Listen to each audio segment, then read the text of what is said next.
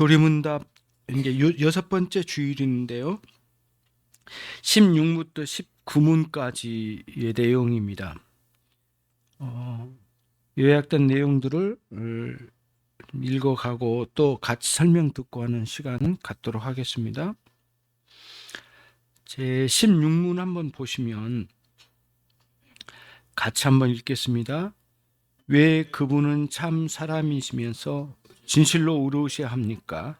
하나님의 정의가 그것을 요구합니다. 사람이 죄를 지었으니 사람이 자기 죄값을 치러야 합니다. 그러나 죄인은 다른 사람들의 죄값을 치를 수가 없습니다. 아주 압축적으로 되어 있는데요. 거기에 첫 단락을 우리 전수사님께서 16문 밑에 한번 설명 같이 읽어주시겠습니다. 하나님과 우리의 중보자는 반드시 참 사람이셔야 하고 완전히 의로우신 분이셔야 한다는 것은 어떤 의미에서 그렇습니까? 첫째, 사람이셔야 했던 이유는 사람이 죄를 지었기 때문입니다. 그래서 죄에 대한 보상을 사람이 하는 것이 필수적입니다. 사람이 한 사람으로 말미암았으니 죽은 자의 부활도 한 사람으로 말미암는도다. 이것은 하나님께서 정하신 의의 요구입니다. 그러므로 참 사람으로서 죄를 범한 아담의 후손에서 나온 자라야 했습니다. 하나님과 사람 사이의 중보자도 한 분이시니 곧 사람이신 그리스도 예수라. 그가 범사의 형제들과 같이 되심이 마땅하도다. 즉 구원함을 받을 우리의 본성과 동일한 본성을 입으셔야 했습니다. 이로써 하나님의 의의 요구를 충족시키셨습니다. 뿐만 아니라 우리를 충분히 위로하시게 되었던 것입니다. 너의 씨로 말미암아 천하 만민이 복을 받으리니. 예, 거기까지요. 반드시 사람이야 했다고 하는 것, 그러면은 구약의 제물이 어떤 의미에서 또 제사 제도가 있었는지 이런 것들을 이해하고 이제 이게 들어와야긴 한데, 우선 천사도 또 단순히 하나님만으로도 또 어떤 피조물로도 우리와 하나님 사이의 중보자로 올 수가 없다. 그런 내용이거든요. 이제 그래서 중보자라는 용어를 사용해서 예수님께서 왜 사람으로 오셔야 했는가? 하나님이시면서 왜 또 오셔서 사람으로 오셔야만 했고 또 의로우셔야만 했는가? 이런 내용들이에요. 그러니까 이게 단순히 우연히 되어진 게 아니라 하나님의 철저한 의로우심의 요구사항에 의해서 전체 흐름이에요. 이 모든 만물이 하나님의 뜻하신 바에 의해서 존재하다가 사라지고 또 새로운 것들이 나오고 또 사라지고 하는 것들이 다 하나님의 뜻 안에서 이루어지고 있듯이 복음 진리 안에서도 그리스도께서 이 땅에 오신 것도 그런 하나님의 정의로운 요구가 있었기 때문에 라고 하는 거죠. 그런 차원에서 예수님께서 사람으로 오셔야만 했다라고 하는 것 먼저 들어봤습니다. 두 번째, 우리 전사님께서 마저 두 번째까지. 우리의 중보자는 완전히 의로우셔야 했던 이유는 그분의 희생이 자신을 위한 것이 아니라 우리를 위해서 역사하려면 그분은 원죄와 자범죄의 흔적조차도 없는 완전 무결한 분이셔야 했습니다. 만일 중보자 자신이 죄인이셨다면 그 자신도 하나님의 진노를 면치 못했을 것입니다. 그리고 다른 이들을 위해 하나님의 호의를 확보하고 우리의 형벌을 면케 해주지 못했을 것입니다. 그분이 의롭지 못하셨다면 그분의 고난과 죽음이 우리의 죄를 속량하지 못했을 것입니다. 예. 주님의 그 대속의 역사를 이루실 수 있는 모든 능력과 자격을 다 갖추시고 오셨다는 거죠. 그러면 우리들이 이제 이런 내용들을 살펴가고 또 이해하는 이유는 뭐냐면은 이렇게 알아갈수록 주님이 어떤 분인지를 알아가는 데 있어서 굉장히 유익해요. 그리고 교리문답이라고 하는 게 어떻게 그냥 그 어떤 학자에 의해서 생각나는 것 주 요점을 가지고 이렇게 쓰여진 게 아니라 성경 전체의 내용을 펼쳐놓고 볼 때에 가장 뼈대가 되고 골자가 되는 내용들을 이렇게 조직적으로 다 정리해서 담아놓은 요리문답이거든요. 요약해서. 근데 이런 이해를 가지고 들어갈 때에 성경이 이해되는 거거든요. 특히 이제 좀 연암으로 가면 이런 거예요. 로마 가톨릭이 1000년 동안 세상을 지배하고 있었단 말이에요. 로마 가톨릭이 기독교 세계를. 그런데 1517년 루터의 종교개혁이 딱 일어날 때 그 사람들이 반문하는 것 중에 질문하는 것 중에 아주 중요한 질문이 하나 있었어요. 그 뭐냐면은 너희는 종교개혁한다고 하는데 로마 가톨릭을 버리고 간단 말이잖아. 그러면 너희는 무엇을 근거로 성경을 해석할 거니? 라는 질문이에요. 뭘 근거로 성경을 해석할 거냐는 거예요. 로마 가톨릭은 교황과 교회가 제공한 가르침에 의해서 성경을 해석하는데 너희는 이 교회와 교황을 버리고 갔단 말이에요. 그러면 성경을 전한다면서 성경을 뭘로 근거로 해석을 할 거야? 라는 질문이었어요. 그게 뭐냐면은 이미 완벽하게 짜지지는 않았고 또 크게 등장하지는 않았지만 그 이후에 요리문답이나 신앙고백서가 등장을 하긴 했지만 기본 틀이 대답이 이거예요. 그렇게 질문할 때 종교개혁자들이 우리는 우리의 신앙 고백으로 우리는 성경을 해석합니다. 그 대답이거든요. 설교의 전체 빼대나 이런 것들 또 성경을 또 이 해석하고 이걸 또 설교하기 위해서는 해석이 이제 이루어지는 바탕이 있어야 되잖아요. 근거가 어디냐 이게. 우리는 로마 가톨릭도 아니고 교황도 아니에요. 이런 가침을 우리는 모두 버렸어요. 다 거짓되니까. 그러면 참된 신앙 고백이 있단 말이에요. 그래 로마 가톨릭 있기 전에 초대교회에도 있었고 로마 가톨릭이 아무리 난리쳤어도 그 신앙 고백의 참된 신앙을 숨겨온 사람들이 있었고 그리고 종교개혁 시대 무렵에는 이것을 새롭게 발굴해서 1000년을 뛰어넘어서 우리의 진정한 기독교의 신앙 고백을 찾아서 그런 관점으로 그런 안경으로 성경을 해석한다고 했어요. 대답을 한 거예요. 근거가 그만큼 요리문답이나 신앙고백서가 얼마나 우리에게 중요하게 신앙생활의 중심에 차지하고 있는지를 볼 수 있는 거죠. 여러분들이 수십 년 동안 신앙생활을 해왔는데 그 여러분들과 만나서 여러분에게 설교해왔던 모든 설교자들이 그거를 근거로 해서 설교를 해오신 거예요. 우리의 신앙이 거기 있었던 거예요. 그래서 우리는 다시 이제 교리문답을 통해서 이 복음 진리의 요약된 내용이 무엇인지를 정확하게 이렇게 한번 점검하고 가는 것은 매우 중요하다고 보는 거죠. 곽 집사님께서 그러면 그리스도는 세 가지 방면에서 의로우셨습니다. 그리스도는 세 가지 방면에서 의로우셨습니다. 1. 그분은 스스로 의로우셨습니다. 홀로 율법의 요구를 완전하게 순종하셨고 우리의 죄를 대신해서 충분하게 형벌을 받으셨습니다. 이로써 율법에 이중적으로 성취되었습니다. 전자는 순종을 통하여 율법을 성취하셨고 후자는 형벌을 통하여 성취하셨습니다.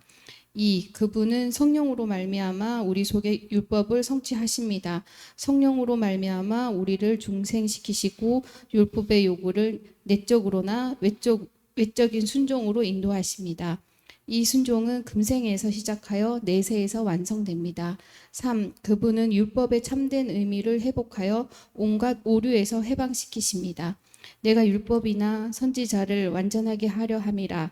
이로써 그분은 참 사람이시며 완전히 의로우셔서 우리의 중보자가 되셨습니다. 예, 보시면 이런 거예요. 그 그리스도께서 세 가지 방면의 의로우심을 나타내셨는데 완전히 의로우심을 나타냈는데 예수님 당신 자신이 의로우심을 드러내셨어요. 그건 뭐냐면 순종이라고 하는 삶을 통해서 하나님의 율법의 요구사항을 충분히 완전하게 순종할 수 있는 순종으로 의로움을 드러내시고 또 하나는 뭐냐면은 여전히 죄 가운데 있는 영혼들을 대신하여 형벌을 받으심으로 당신의 의로움을 드러내 주셨어요. 그러니까 예수님 스스로의 의로움이에요. 두 번째는 뭐냐면은 성도들 각각 개인에게 의로움을 일으키셔야 된단 말이에요. 예수님만 홀로 의로움을 일으키시고 우리 성도들은 그렇게 할 수 있는 길을 막아놨다면 의미가 없는 거죠. 왜? 우리를 위해서 죽으신 분이신데 의미가 없잖아요. 그래서 우리에게도 의로움을 드러내신 거예요. 그래서 예수님, 두 번째는 우리 성도 각 개인, 세 번째는 뭐냐면 교회예요. 교회 전체에 율법에 대해서 왜곡된 시대를 살고 있었잖아요. 예수님께서 보실 때 유대인들이 가지고 있는 율법에 대한 왜곡된 해석을 올바르게 딱 가르쳐 준 게 하나님의 율법의 의로운 율법을 왜곡시켜 놨단 말이에요. 그걸 바르게 잡으시면서 의로움을 나타내셨어요. 예수님께서. 우리에게 의로움을 나타내실 때는 예수님께서 성령을 보내주심으로 우리 가운데 하나님의 말씀인 율법에 완전하지는 않지만 부분적으로 최선을 다하여 순종할 수 있는 일들을 열어주시고, 부족한 부분은 우리 주 예수 그리스도를 통하여 사회자의 은총 안에서 하나님 앞에 나아갈 수 있는 길을 열어놓으신 거예요. 구원받고 난 이후에도 우리도 모자란 부분, 부끄러운 부분, 죄가 있는 부분이 없지 않아 있지만은 이 모든 것을 우리 주님의 그리스도의 피 안에 우리가 담겨져 있는 상태로 하나님께 드려진 거라는 개념을 가지면 되겠어요. 그렇게 해서 우리 각 성도에게도 의로움을 나타내신 거예요. 세 가지 방면. 자, 그러면 17문으로 갑니다. 왜 그분은 참 하나님이셔야 합니까? 앞에서는 왜 의로우시고 사람이셔야 되는가에 대해서 나눴다면, 이제는 왜 하나님은 예수님은 왜 우리 참 하나님으로만 오셨는가 이 부분을 생각해 보도록 하겠습니다. 자, 전사님께서 그 이유를 함께 생각해 보겠습니다. 우리의 중보자는 하나님과 우리 사이에서 화목을 원하시는 하나님을 대리해서 활동하십니다. 합법적이고 온전하게 대리할 수 있으려면 반드시 모든 면에서 참으로 하나님이셔야 했던 것입니다. 결국 우리의 중보자는 다음에 성경에 묘사된 대로 완벽하게 어울리셔야 했습니다. 하나님의 영광의 광채시요 그 본체의 형상이시라. 만물을 붙드시며 죄를 정결하게 하시고 지극히 크신 분의 우편에 앉으셨느니라. 그의 어깨에는 정사를 메었고 그의 이름은 기묘자라, 모사라, 전능하신 하나님이라, 영존하신 아버지라, 평강의 왕이라. 이처럼 우리의 중보자는 반드시 참 하나님이셔야 했습니다. 그분이 하셔야 할 일의 성격에서 찾을 수 있습니다. 우리의 중보자는 우리의 죄를 대신 짊어지고 우리가 받아야 할 형벌을 받아야만 했습니다. 하나님의 진노의 형벌을 끝없이 대신 받아야 하셨습니다. 일정한 시간에 그 형벌을 완전히 다 받아야 했습니다. 그런데 만일 우리의 중보자가 단순히 사람이시라면 어떻게 그 영원한 형벌을 일정한 시간에 받을 수 있겠습니까? 그것은 불가능한 일입니다. 그렇죠. 그래서 하나님으로서 오셔야만 하셨던 거예요. 우리 중보자는. 그렇죠?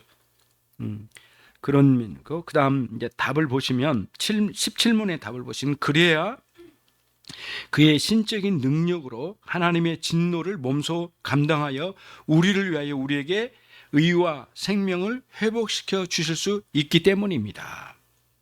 곽 집사님께서 우리의 중보자는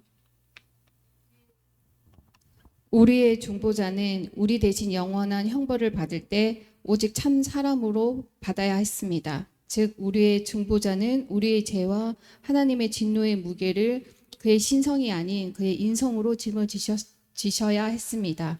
그런데 그분의 인성에 우리의 죄를 짊어지시고 동시에 하나님의 영원한 형벌을 받으셔야 했기 때문에 반드시 하나님이셔야만 했던 것입니다. 신성의 위대한 능력이 그분의 인성을 붙들어 주지 않으면 그 모든 일이 완성될 수 없기 때문입니다. 뿐만 아니라 우리의 영적인 상태 때문에라도 우리의 중보자는 반드시 하나님이셔야 했습니다. 우리의 중보자가 우리를 대신하여 영원한 형벌을 다 받고 우리를 위해 의와 생명을 획득하셨습니다. 하지만 우리의 영적 상태는 여전히 그것을 알지 못하고 구하지도 않고 받을 수도 없습니다. 우리는 허물과 죄로 죽었던 상태에 있기 때문입니다. 그러므로 우리의 중보자는 신성의 위대한 능력으로 우리를 거듭나게 하고 의와 생명을 우리에게 나누어 주실 수 있어야 했기 때문입니다. 만약 우리의 중보자가 하나님이 아니시라면 의와 생명은 물론이고 성령도 우리에게 주실 수 없으셨습니다. 그렇죠. 성령을 주시기 위하여 저주를 받으셨다고 하는 게 갈라디아서 3장 13절 이하에 있다고 그랬잖아요. 그러니까 거기 보면은 그리스도께서 우리를 위하여 저주를 받으신 이유는 첫 번째가 아브라함의 복을 받게 하기 위하여라고 돼 있어요. 언약의 백성으로 우리를 축복하시기 위하여 저주를 대신 받으신 거거든요. 그 뒤에 또 하나가 있는데 뭐냐면 우리에게 성령을 주시기 위하여 우리를 대신하여 저주를 받으셨다라고 하는 거죠. 이제 우리들이 이렇게 공부를 해나가면서 왜 이걸 해야 되는가라고 할 때, 예수님에 대한 묵상을 할 때 이런 내용을 가지고 계속 추적해 가는 거예요.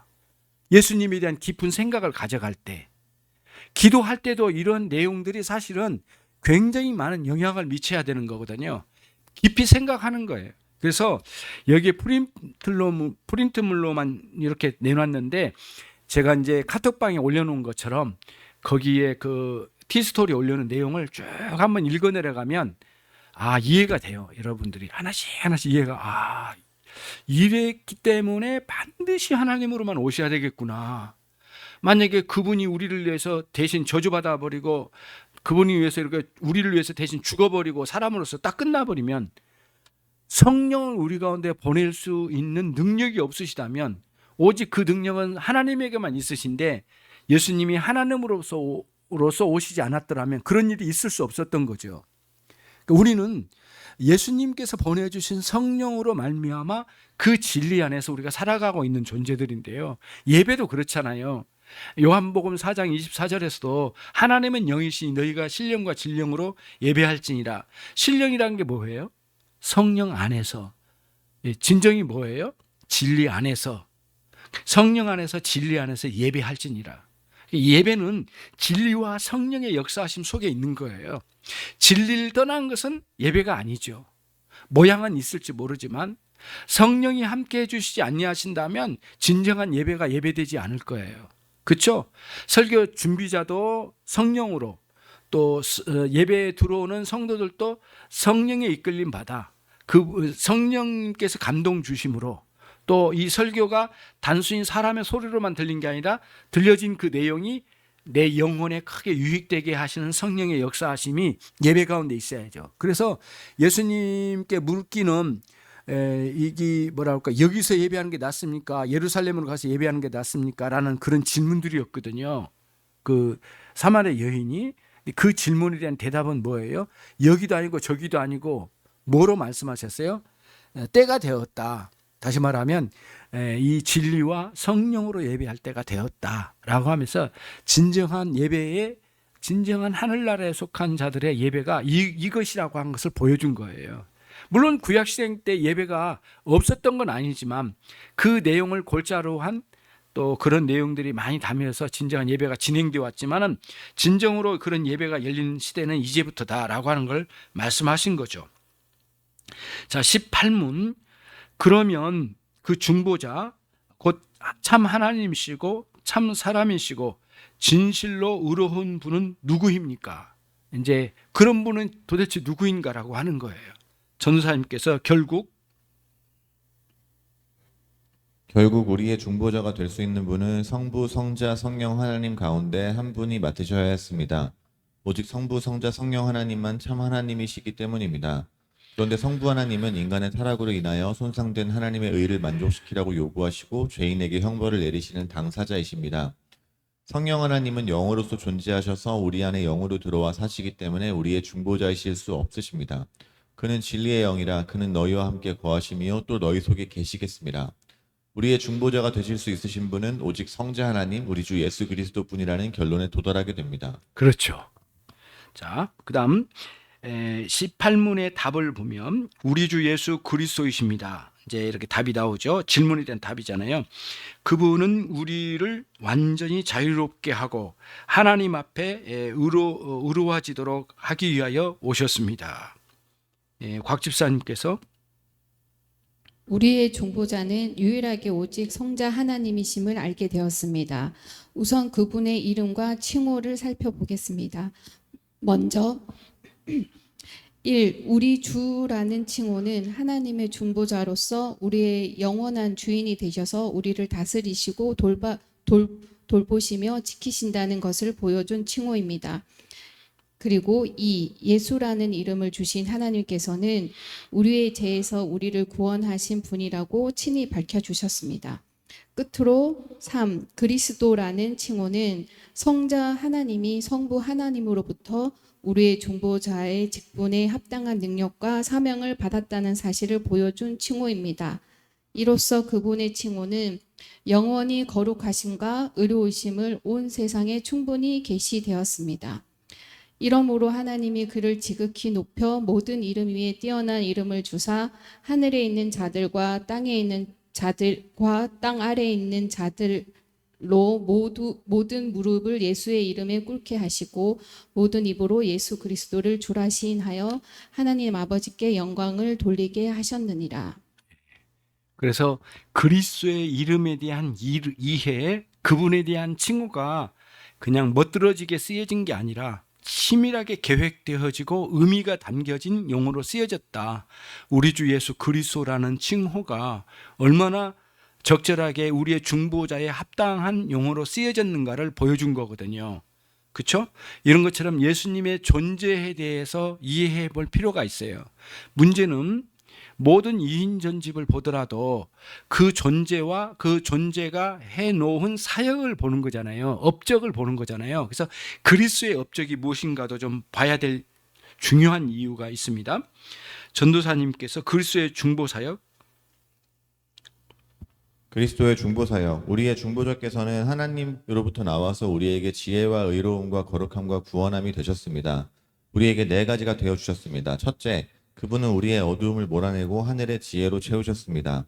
둘째, 하나님 앞에서 우리의 죄를 청산하시고 자신의 의를 우리에게 주셔서 우리를 의롭다 인정받게 하셨습니다. 셋째, 우리에게 있는 더럽고 부패한 것을 씻어내시고 고쳐주심으로 우리의 거룩함이 되어 주셨습니다. 넷째, 우리를 흑암의 나라에서 광명의 나라로, 사단의 나라에서 하나님의 나라로 영원히 구원하셔서 우리를 구원함이 되셨습니다. 그렇죠. 그래서 고린도전서 1장 30절 말씀, 그 유명한 말씀, 그리스도는 우리의 뭐가 되셨는가? 그렇죠? 지혜와 의로움과 거룩함과 구원함이 되셨다고 하는 내용이 한 곳에 딱 담겨져 있어요. 예수님의 사역의 결과로 우리에게 주어진 일들이잖아요. 매우 놀랍죠.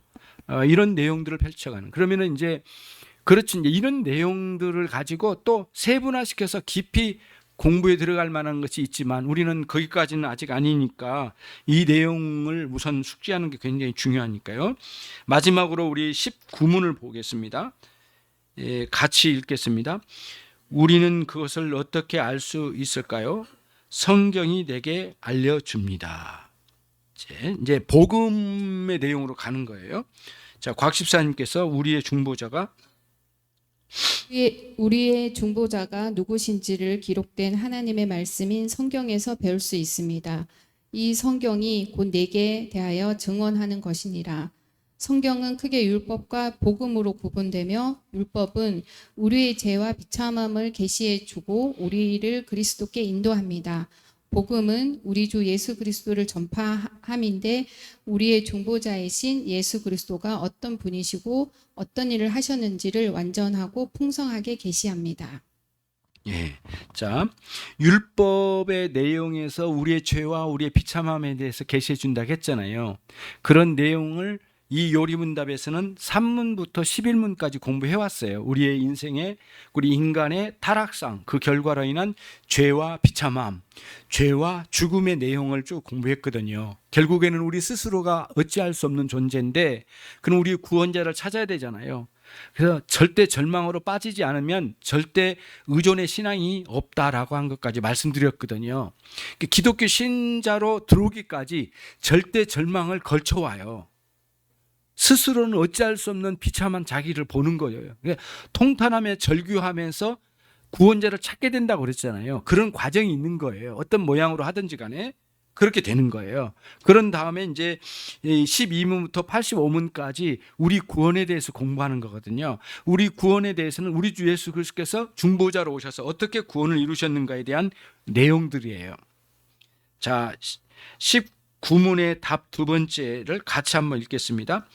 하나님께서는 이미 에덴 동산에서 복음을 계시하셨고 그 후엔 거룩한 족장들과 선지자들을 통하여 선포하셨고 율법의 의식과 희생제사를 통하여 상징적으로 보여주셨으며 마침내 그의 사랑하신 아들을 통하여 성취하셨습니다. 보면은 점점 더 세밀화되고 더 복음이 아주 깊이를 더해가는 내용으로 계시가 확장된 거죠. 그래서 이거를 계시의 점진성이라고 그래요. 성경도 마찬가지예요. 창세기로부터 요한계시록까지 쭉 가보면 계속 계시의 말씀이 점진적으로 확장되고 깊이를 더해가요. 구체화되고, 그렇죠? 그런 걸 봐요. 그래서 계시의 점진성에 대해서 항상 그 그림을 가지고 이제 있어야 되겠어요. 보니까 복음 진리의 성경에 나온 진술이 어디로부터 시작했는가 봤더니 창세기 3장 15절 그 말씀부터, 다시 말하면 인간이 타락한 그 순간부터 계속 이어져 지금 우리에게까지 왔다고 하는 거예요, 내용이. 그렇죠? 자, 그러면 우리 곽 집사님께서 마지막으로 복음을 통해 우리의 중보자를 계시하시는 일은 언제 시작되었고 어떤 과정을 통해서 오늘날 우리에게까지 주어졌습니까? 이 비밀은 만세와 만세대로부터 감추어졌던 것인데 이제는 그의 성도들에게 나타났고, 복음은 영원 전에 하나님의 뜻에 따라 세워진 것입니다. 그 비밀이 하나님의 백성들에게 공개되었습니다. 처음 아담이 타락했을 때에 공개되었습니다. 여자의 후손은 내 머리를 상하게 할 것이요 너는 그의 발꿈치를 상하게 할 것이니라. 이후에도 하나님께서는 복음을 점진적으로 더 온전하고 풍성하게 계시하셨습니다. 처음에는 여러 족장들을 통해서 그리고 선지자들을 통해서 복음은 점점 더 세밀하게 계시되었습니다. 그리고 하나님의 아들이신 예수 그리스도를 통해서 마침내 복음은 완전하게 계시되었습니다. 우리의 믿음은 성경에 계시된 이 복음에서 우리 주 예수 그리스도와 그분의 행하신 일을 알게 됩니다. 예, 이와 같이 복음을 우리가 믿는다고 하잖아요. 복음을 믿는다고 하는데 그 복음의 내용을 삶으로 구체적으로 어떻게 생각하고 또 확신을 하고 또 복음의 정신을 따라 살아가는가에 대한 가르침이 복음 교리예요. 그러니까 우리는 복음을 믿는다고 이렇게 딱 해놓고 그 다음에 아무것도 없이 막 나가는 것은 옳지 않죠. 복음 교리적인 내용을 가지고 삶으로 가는 거예요. 그래서 그게 이제 내가 하나님 앞에 기도라고 하는 세계로 펼쳐져 나가고, 예배를 통해서 사람들과의 관계를 통해서 언어 활동이나 또 내가 행동하는 모든 영역에서 이게 이루어져 가는 거거든요. 복음 진리는 우리의 삶의 가르침 중에 삶의 중요한 하나의 코어 역할을 하는 거예요. 그러니까 우리 사람으로 말하면 등뼈 같은 거거든요. 그래서 이제 이게 갈비뼈로 나오고 여러 가지 뼈로 구성되어서 몸이 형성되어 있는 것처럼 등뼈와 같은 복음 진리에 옆으로 나와 있는 많은 복음 교리가 구체적으로 우리의 삶을, 우리 몸을 구성하고 있는 뼈대처럼 그렇게 가야 되는 거거든요.